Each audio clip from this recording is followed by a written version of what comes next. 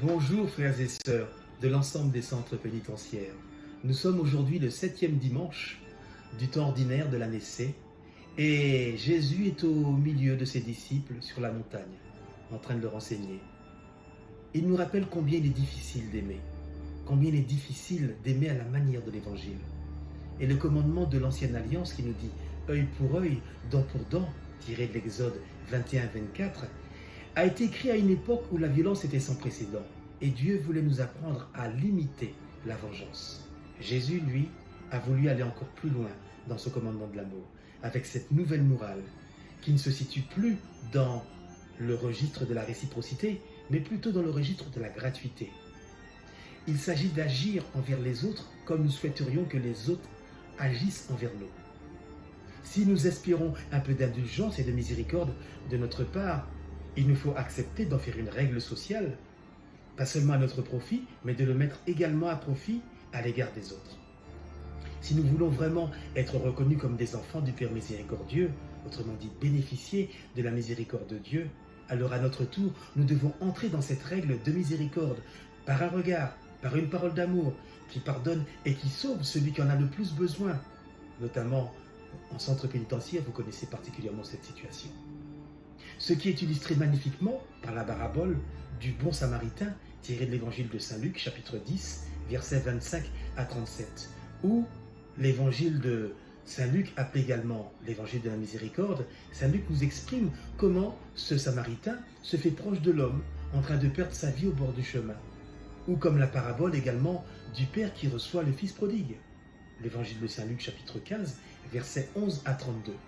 Nous avons dans ce monde qui souffre une escalade de la violence et de la haine, où la loi du plus fort semble être au centre de tout et semble être une condition de survie, surtout en univers carcéral.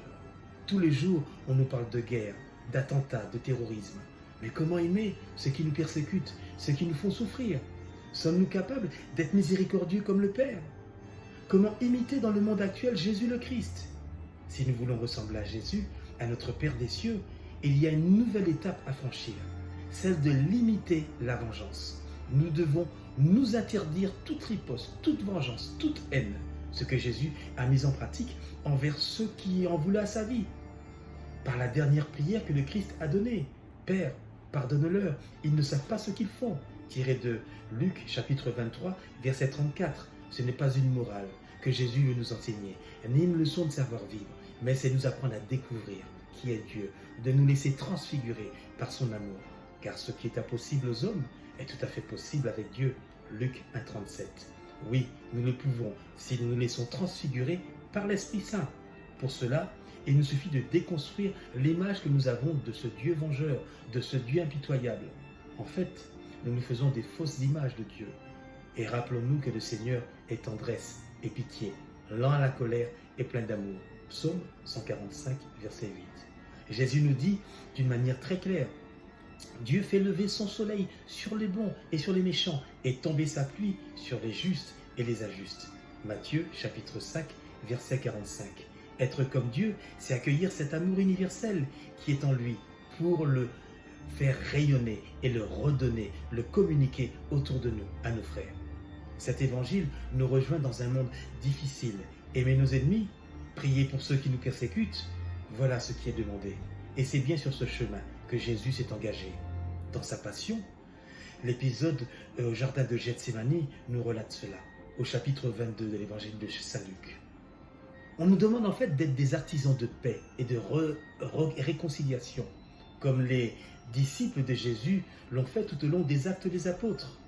Un bel épisode nous est montré aussi en David, qui a eu un comportement exemplaire, digne de Dieu, car quand il était jalousé par le roi Saül, et il a eu la grandeur d'âme de ne pas demander à son compagnon d'armes de tuer Saul, mais au contraire de l'épargner. David agit en artisan de paix, tiré du premier livre de Samuel, chapitre 18, versets 5 à 9. Et en ce jour, nous prenons le temps de la prière pour puiser à la source de celui qui est l'amour, car Dieu est amour. Première lettre de Jean, chapitre 4, verset 8. Mes chers frères et sœurs détenus, si nous voulons être des enfants de Dieu, de ce Dieu, si nous voulons devenir témoins de cette miséricorde dont nous avons bénéficié. Ainsi, à notre tour, il nous faut apprendre à vivre de cette miséricorde, à ne pas juger, à ne pas condamner, à pardonner et à donner avec cette générosité venant de Dieu.